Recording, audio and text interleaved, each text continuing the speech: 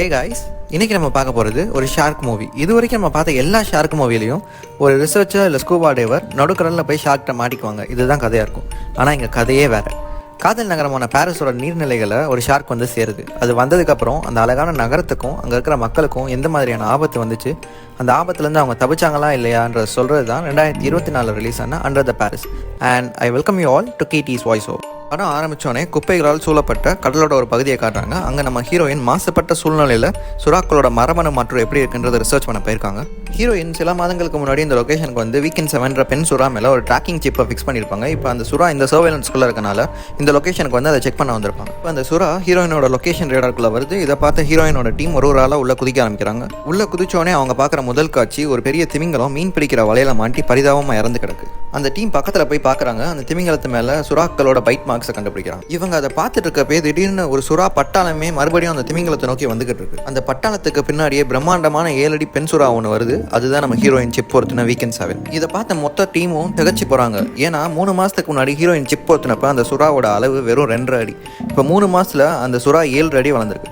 சுறாக்கள் இவ்வளோ வேகமாக வளரவே வளராது. இங்கே சிச்சுவேஷன் அப்நார்மலாக இருக்கனால ஹீரோயினோட ஃபியான்ஸே நாங்கள் உடனே மேலே வரோம், இங்கே சிச்சுவேஷன் சரியில்லை, எங்களை சுற்றி 10-20 சுறாக்கள் இருக்குது, எல்லாம் ரொம்ப ஆக்ரோஷமாக நடந்துக்குது அப்படின்னு சொல்கிறாரு.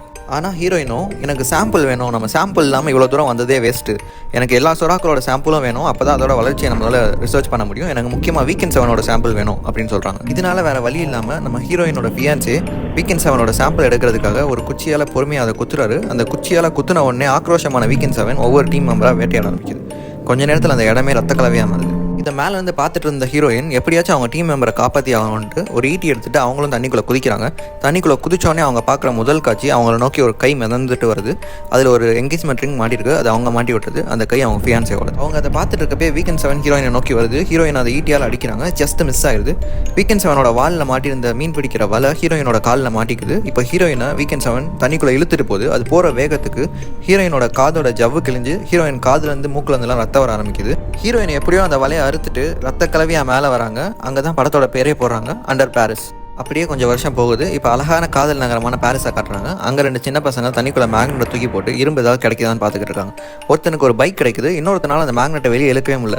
2 பேரும் கஷ்டப்பட்டு இழுக்கிறானுங்க. உள்ளேருந்து வெளியே வரது ஏதோ ஃப்ளைட்டில் யூஸ் பண்ணுற பாம். 2ஆம் உலக போகிறப்போ பாரிஸ் நகரத்தை எப்படியாவது அழிச்சிடணும்னு அது மேலே பல வெடிகுண்டுகள் வீசப்படுது. அதில் சில வெடிகுண்டுகள் இன்னும் வெடிக்காமல் அதோட நீரோடைகளுக்குள்ளே கிடக்கு. அதை நம்ம தொந்தரவு பண்ணாத வரைக்கும் அதனால எந்த ஆபத்தும் கிடையாது, எங்களால் முடிஞ்ச அளவுக்கு அதை கொஞ்சம் கொஞ்சமாக நாங்கள் டிஸ்போஸ் பண்ணிக்கிட்டு இருக்கோம் அப்படின்னு ஒரு போலீஸ் ஆஃபீஸர் பிரஸ்ட்டை பேட்டி கொடுத்துட்டு இருக்காரு. இப்போ நம்ம ஹீரோயினை காட்டுறாங்க. நம்ம ஹீரோயின் ஒரு அக்வாரியமில் மீன்களை பற்றி எக்ஸ்பிளைன் பண்ணுற ஒரு இன்ஸ்ட்ரக்டராக வேலை பார்த்துட்டு இருக்காங்க. கொஞ்சம் போரிங்கான வேலை தான், இருந்தாலும் கிடைச்ச வேலையை பார்ப்போம்னு நம்ம ஹீரோயின் பார்த்துட்டு இருக்காங்க. அங்கே வந்து ஒரு சின்ன பையன் நம்ம ஹீரோயினை பார்த்து 5 வருஷத்துக்கு முன்னாடி அவங்க மொத்த டீமும் ஒரு சுறாட்ட மாட்டி இறந்துருச்சாமே அப்படின்னு கேட்குறான். இதை கேட்டு நம்ம ஹீரோயின் சோகமாயிடுறாங்க. அப்போ அங்கே வந்து ஒரு மஞ்சக்கோட்டுக்காரி நம்ம ஹீரோயினை பார்த்து நான் உங்களை தேடி தான் வந்தேன், நான் உங்களோட பெரிய ஃபேன், நீங்கள் ஒரு நிமிஷம் என் கூட வந்தே ஆகணும் அப்படின்னு சொல்லி ஹீரோயின் எங்கேயே கூட்டு போகிறான். அங்கே போய் பார்த்தா ஏகப்பட்ட பேர் இருக்கானுங்க. இவங்க தான் கடலின் காவலர்களாம். நாங்கள் கடலை காப்பாற்றுற வேலையை பார்க்குறோம்.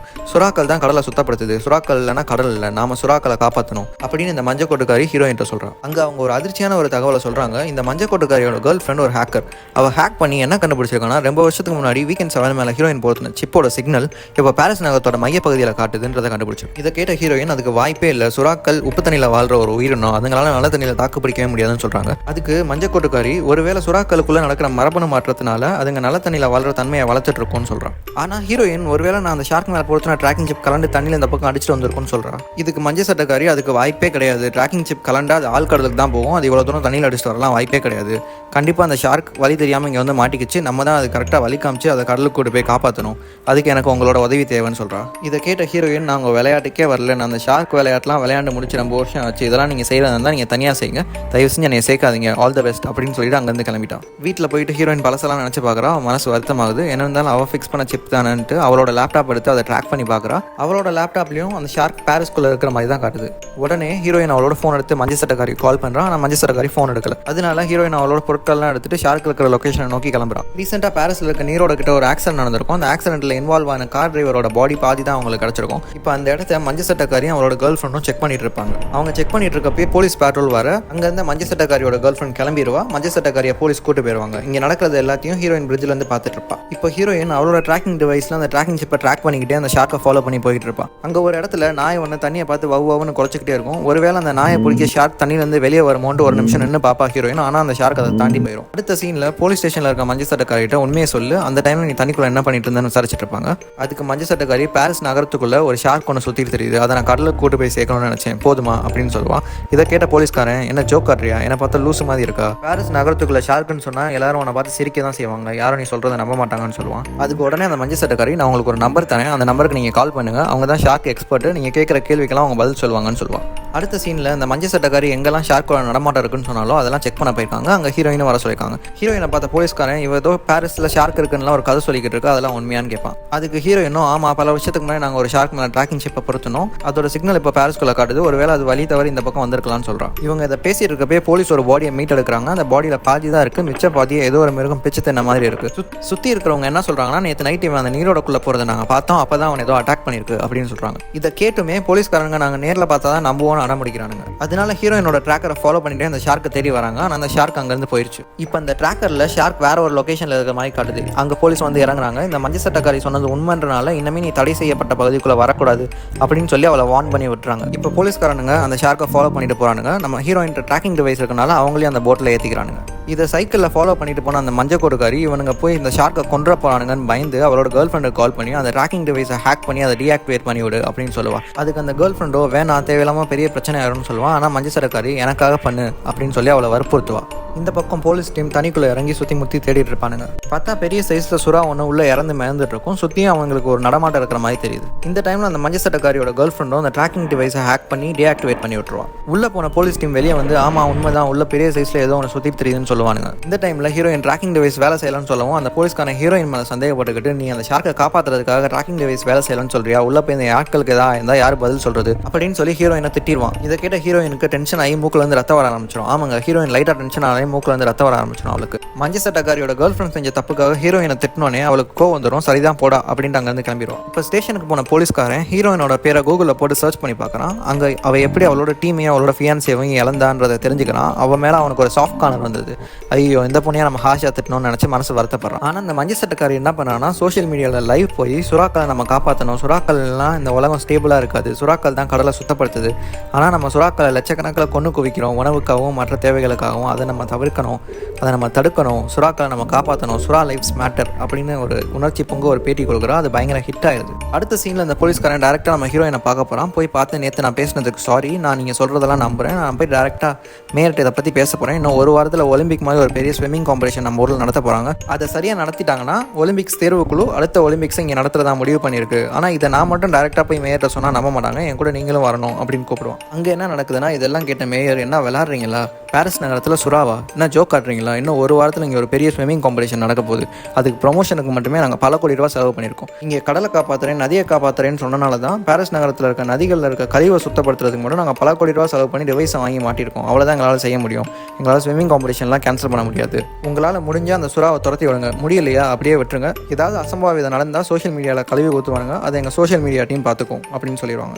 இதை கேட்ட ஹீரோயின் டென்ஷன் ஆயிடுறான். அந்த சுறா எப்பேற்பட்டது தெரியுமா, அது வெறும் 3 மாதத்தில் 3 மடங்கு பெருசாக வளர்ந்துச்சு, சுற்றுச்சூழல் மாசுபட்டதுனாலையும் பிளாஸ்டிக் கழிவுகளோட தாக்கத்தினாலையும் அது உடம்புக்குள்ள எக்கச்சக்க மாற்றங்கள் நடந்துகிட்டு இருக்கு, அது மட்டும் தாக்க ஆரம்பிச்சுன்னா உங்க காம்படிஷன் ரத்த கலவையாக மாறிடும்னு சொல்கிறோம். இதை கேட்ட மேயர், அது என்னவா மாறினாலும் நாங்கள் பார்த்துக்கிறோம், இப்போ நீங்கள் போய் காம்படிஷனுக்கு பாதுகாப்பு கொடுக்குற வேலையை மட்டும் பாருங்கள், நிறைய வேலை இருக்குது அப்படின்னு சொல்லி வெளியே அனுப்பிடுறோம். இவங்க இப்போ என்ன பண்ணுறதுன்னு தெரியாமல் முழிக்கிறாங்க. ஏதாச்சும் பண்ணி ஆகணும், ஐடியா இருக்கா அப்படின்னு அந்த போலீஸ்காரன் கேட்குறான். அதுக்கு ஹீரோயின், என்கிட்ட ஐடியா இருக்குது, சுறா சாப்பிடக்கூடிய சின்ன சின்ன மீன்களுக்குள்ள நம்ம மயக்க மருந்தை செலுத்தி அதை உள்ளே போகிறோம், அதை சுறா சாப்பிட்டோன்னே மயக்க நிலைமைக்கு போயிடும், அதுக்கப்புறம் நம்ம டைரெக்டாக மயக்க மருந்தை சுறா மேலே செலுத்தி அதை வலையில் கட்டி போட்டில் ஏற்றி கடலில் கொண்டு போய் இறக்கி விட்டுருவோம். இதே மாதிரி நாங்கள் ஏற்கனவே பண்ணியிருக்கோன்ட்டு இதுக்கு முன்னாடி இவங்க பண்ண வீடியோவை போலீஸ்காரன்ட்ட காட்டுறாங்க. இதெல்லாம் இவங்க பார்த்துட்டு இருக்கப்ப அந்த மஞ்சள் சட்டக்காரியோட கேர்ள் ஃப்ரெண்ட் வேகமாக ஓடி வரான். நான் உங்ககிட்ட ஒரு முக்கியமான விஷயம் சொல்லணும்னு சொல்கிறான். இவங்களும் வான்னு கூட்டு போய் போலீஸ் ஸ்டேஷனில் வச்சு என்னன்னு விசாரிக்கிறாங்க.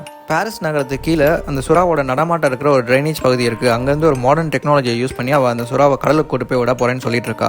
அது ரொம்ப ஆபத்தானதுன்னு நான் சொன்னாலும் அவள் கேட்க மாட்டான், எனக்கு அவங்க உதவி தேவைன்னு சொல்கிறான். அது எப்படி, அந்த ட்ராக்கிங் டிவைஸ் தான் டீஆக்டிவேட் ஆயிடுச்சுன்னு ஹீரோயின் சொல்ல, அது ஒன்றும் இல்லை, அது சின்ன விஷயம் தான் சொல்லி அதை மறுபடியும் ஹேக் பண்ணி ஆக்டிவேட் பண்ணி விடுறான். இப்போ அவங்க அவங்க மறுபடியும் அந்த ட்ராக்கிங் டிவைஸை யூஸ் பண்ணி அந்த ஷார்க் எங்கே இருக்குன்னு லொக்கேட் பண்ணி அந்த லொக்கேஷனுக்கு போய் சேர்றாங்க. அங்கே போய் பார்த்தா கடலை காப்பாற்றுறோம் குரூப்ஸ் நிறைய பேர் அங்கே இருக்கானுங்க. இந்த மஞ்சள் சட்டக்காரி ஒரு சோனார் டிவைஸை தனிக்குள்ளே போடுறான். அதுலேருந்து வர பீப் சவுண்ட் சுறாக்களை அதை நோக்கி வர வைக்கும். அதுக்கப்புறம் மஞ்சள் சட்டக்காரி அதை கொஞ்சம் கொஞ்சமாக நகட்டி கொண்டு போய் கடலில் சேர்க்கறது தான் பிளான். இது வேணாம் ஆபத்தானதுன்னு அவள் கேர்ள் ஃப்ரெண்ட் எவ்வளோ சொன்னாலும் அதை அவள் கேட்காம தனிக்குள்ளே இறங்கி அந்த சோனார் டிவைஸை ஆன் பண்ணுறான். இவங்க உடனே அந்த இடத்த சுற்றி வளைச்சு என்ன விளாட்றீங்களா, தடை செய்யப்பட்ட பகுதியில் நீங்கள் என்ன பண்ணுறீங்கன்னு அங்கே இருக்கிறவங்க எல்லாம் துரத்த முயற்சி செய்கிறாங்க. அதே சமயத்தில் சுறா அங்கே வந்துட்டாப்புல தெரியுது. ஏதோ ஒன்று நோக்கி வருதுன்னு சொன்ன உடனே தண்ணிக்குள்ள ஒரு பெரிய துடுப்பு வெளியே வருது.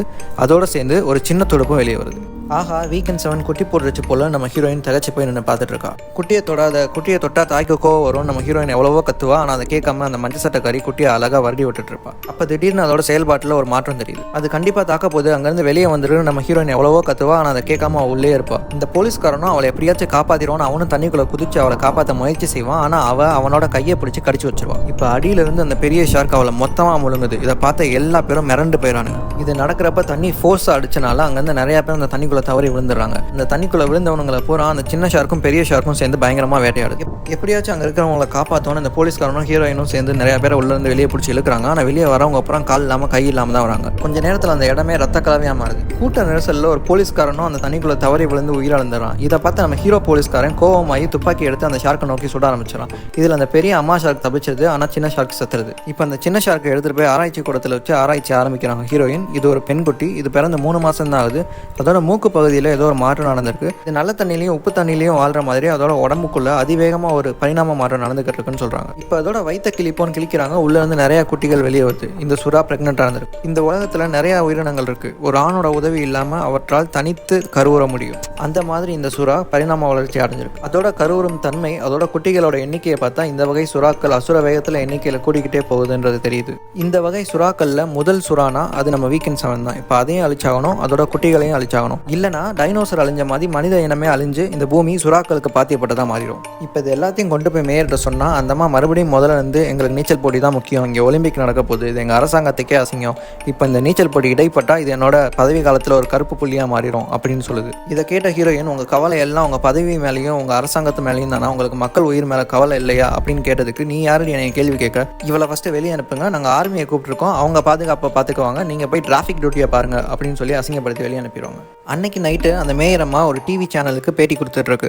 அங்கே போயிட்டு அந்த நீச்சல் போட்டியை பற்றி தூம்னு பேசிகிட்டு இருக்கு. அதெல்லாம் சரிங்க, அங்கே ஒரு சுறா ஒன்று சுற்றிட்டு இருக்கதா சொல்கிறாங்களே அது உண்மையா அப்படின்னு ஆங்கர் கேட்டதுக்கு அதெல்லாம் எதுவுமே கிடையாது, அப்படியே ஏதாச்சும் பிரச்சனைனாலும் ஆர்மி பார்த்துக்குவாங்க, நம்மளை சுற்றி ஆர்மி இருக்கிறப்போ நம்மளுக்கு என்ன கவலை அப்படின்னு சொல்கிறான். இந்த பக்கம் நம்ம பசங்க இவனுங்களை நம்பி எந்த பிரயோஜனம் இல்லை, இனிமேல் நம்மளே களத்தில் குதிக்க வேண்டியதான் பிளான் பண்ண ஆரம்பிக்கிறானுங்க. இந்த பாரிஸ் நகரத்துக்கு கீழே இருக்க ட்ரைனேஜ் கிட்ட தான் இந்த சுறா பெரிய அளவில் இனப்பெருக்கம் பண்ணுது. ஒரு சோனார் டிவைஸை இவனுங்க அந்த இடத்துல ஃபிக்ஸ் பண்ணிவிட்டு அந்த சுறாவையும் அந்த சுறா குட்டிகளையும் அதை நோக்கி வர வச்சுட்டு அடியில் பாம்பை வச்சு பிளாஸ்ட் பண்ணுறதை அவர் பிளான் பண்ணி கிளம்புறானுங்க. இந்த பக்கம் பார்த்தா போட்டி நடக்கிற இடம் மக்கள் கூட்டம் நிரம்பி ஜேன்னு இருக்கு. சுற்றி ராணுவம் நின்று அவங்களுக்கு பந்தோஸ்து கொடுத்துக்கிட்டு இருக்காங்க. அந்த பக்கமாக நம்ம பசங்க போனால் ராணுவம் அவங்கள உள்ள விட மாட்டுது. அப்போது மேயர் கூட இருக்கிற போலீஸ்காரம்மா இருக்காங்களா, அவங்க கால் பண்ணி அவங்க எங்கள் பசங்க தான் உள்ளே விடுங்கன்னு சொன்னோன்னே ராணுவம் அவங்கள உள்ள அலோவ் பண்ணிடுது. இப்போ ஹீரோயினும் அந்த ஹீரோ போலீஸும் ட்ரைனேஜ்குள்ளே போய் பாம்பு வச்சுட்டு அந்த பாம்பு வெடிக்கிறதுக்குள்ளே மேலே வந்து போட்டில் ஏறி அங்கேருந்து கிளம்பி போயிடணும். அதுதான் அவங்களோட பிளான். இவங்க உள்ளே போய் இப்போ பாம்பை ஆன் பண்ணி வச்சுட்டு சும்மா எத்தனை சுறா இருக்குன்னு லைட் அடித்து பார்ப்போம். லைட் அடித்து பார்க்குறாங்க. அங்கே 1 இல்லை 2 இல்லைங்க, 100க்கு மேலே சுறாக்கள் இருக்குது. அதுவும் ஒவ்வொன்றும் பெரிய பெரிய சைஸில் இருக்குது. இதை பார்த்து அவங்க திகச்சு போய் அப்படி நிற்கிறாங்க. பேரலாக இதே டைமில் அந்த மேயரம்மா அவங்களோட அழகான சொற்பொழிவை ஆற்றுன்னு ஆற்றிட்டு துப்பாக்கியால் சுட்டு போட்டி ஆரம்பிச்சு விட்றாங்க. அங்கே உலகத்தில் பல்வேறு இடங்கள்லேருந்து வந்த எல்லா நியூஸ் சேனலும் இருக்காங்க. இங்கே இவங்க பாம்பெல்லாம் செட் பண்ணிவிட்டு வெளியேறலான்னு கிளம்பிக்கிட்டு இருக்கப்போ தாய் சுறா வந்துடுது. கரெக்டாக அந்த ரிமோட்டை கையில் வச்சிருக்கவனை கடிச்சு துப்பிடுது. அந்த ரிமோட் கீழே வந்துடுது. ஹீரோ வேறு வழி இல்லாமல் உடனே போயிட்டு இவங்க ஒரு சேஃப் டிஸ்டன்ஸுக்கு போகிறதுக்கு முன்னாடி அந்த ரிமோட்டை அமைக்கிறாரு. எப்படியாச்சும் வெளியே போயிடலான்னு இவங்க முயற்சி செஞ்சுட்டு இருக்கப்போ ஒரு பெரிய பிளாஸ்டே நடந்தது. ஹீரோயின் எப்படியோ ஹீரோவை தரத்தரன்னு பிடிச்சி இழுத்துட்டு வெளியே வந்துடுறாங்க.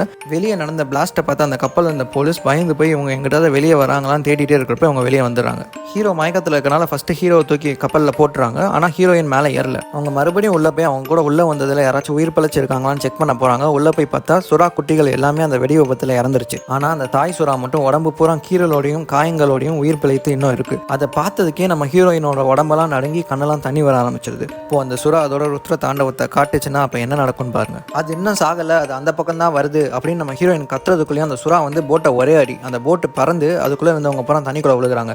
அது ஒரு ஆளாக மறுபடியும் வேட்டையாட ஆரம்பிக்குது. ஹீரோயினும் அந்த ஹீரோ போலீஸும் எப்படியோ தப்பிச்சு பொழைச்சு அந்த கவுந்த போட்டு மேலே ஏறி உட்காந்துக்கிறாங்க. இப்போ அந்த சுறா நேரம் அப்படியே போட்டி நடக்கிற இடத்த நோக்கி போய்கிட்டு இருக்கு. அந்த பக்கம் நீச்சல் போட்டி படுஜோரா நடந்துகிட்டு இருக்கும். அங்கே நீச்சல் போட்டி நடக்கிற இடத்துல ஒரு பெரிய வலை இருக்கும். அந்த வலையை யார் வேகமாக நீந்தி வந்து தொடுறாங்களோ அவங்க தான் ஜெயிச்சவங்க. ஆனால் அந்த சுறா வேகமாக போய் அந்த வலையவே பிடிச்சி தனியாக இழுத்துட்டு போயிடுது. இப்போ அந்த நீச்சல் போட்டி நடந்துகிட்டு இருக்க இடத்துல ஒரு ஆளாக காணாமல் போய்கிட்டே இருக்காங்க. அது ஒரு ஆளாக வேட்டையாட ஆரம்பிக்குது. கொஞ்ச நேரத்துக்கு அப்புறம் தான் அங்கே நீந்துறவங்களாம் நோட் பண்ண ஆரம்பிக்கிறாங்க, உள்ள வேற ஏதோ இருக்கு. ஆனால் அதுக்குள்ளேயும் காலம் கடந்து விட்டது. அதோட வேட்டையாட ஆரம்பிச்சிருச்சு. கொஞ்ச நேரத்தில் அந்த இடமே ரத்த கலவையாக மாறிடுது. அங்கங்கே தண்ணி சிகப்பாகிறத பார்த்து தான் அங்கே ஒரு ஆளை கொண்டிருக்காங்கன்னு நம்மளால கண்டுபிடிக்க முடியுது. எப்படியாச்சும் கீழே இருக்கவங்களை காப்பாற்றுவோன்னு மேலே இருக்கிறவங்க கையை கொடுத்து தூக்கலான்னு பார்த்தா அது மேலே குதிச்சு மேலே இருக்கிறவங்களையும் சேர்த்து கடிச்சு அதோட கொலைவெறி ஆட்டத்தை ஆரம்பிக்குது. இப்போ ராணுவம் களத்தில் இறங்கி படப்படன்னு சுட ஆரம்பிக்கிறாங்க. இதை பார்த்த போலீஸ்காரங்களும் சுடாதீங்கன்னு ராணுவத்தை பார்த்து கத்துறாங்க. ஏன் சுறா மீனை காப்பாற்றணும்னா கிடையவே கிடையாது. 2ஆம் உலக போறப்போ அங்கே போடப்பட்ட பல வெடிகுண்டுகள் அந்த ஆத்துக்கடியில் வெடிக்காமல் அப்படியே கிடக்கு. அது மட்டும் ஆக்டிவேட் ஆயிடுச்சுன்னா அங்கே ஒரு பெரிய பிரளயமே உருவாக வாய்ப்பு இருக்கு. ஆனால் அது தெரியாத ராணுவம் தொடர்ந்து சுட்டுக்கிட்டே இருக்காங்க. ஒரு கட்டத்தில் அந்த சுறா மீன் அந்த குண்டுகள்லேருந்து தப்பிச்சு போறேன்ட்டு கீழே ஒரு உரசும் பாருங்க. அடியிலேருந்து ஒரே ஒரு வெடிகுண்டை மட்டும் தூக்கி விட்டுரும்.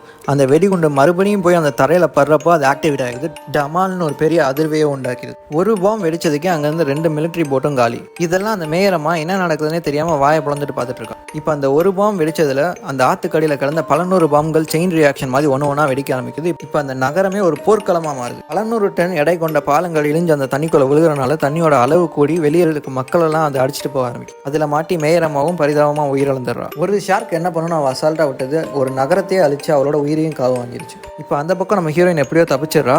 தண்ணியில் மிதந்துட்டு வர நம்ம ஹீரோவையும் பிடிச்சி ஒரு சர்ஃபேஸில் ஏறி உட்காராங்க. அது என்னன்னு பார்த்தா ஒரு பில்டிங்கோட மொட்டை மாடி. இந்த வெடி விபத்துனால நடந்த தாக்கத்தினால நீர்மட்டம் உயர்ந்து அவ்வளோ தூரத்துக்கு வந்து நிற்குது. சரி, இவ்வளோ பெரிய பாம் பிளாஸ்ட் நடந்துருச்சு, ஒரு நகரமே அழிஞ்சிருச்சு. இப்போ அந்த சுறா மொத்தமாக அழிஞ்சிருக்கும்னு நம்ம நினச்சா ஒரு சின்ன துடுப்பு மேலே வந்து நிற்குது.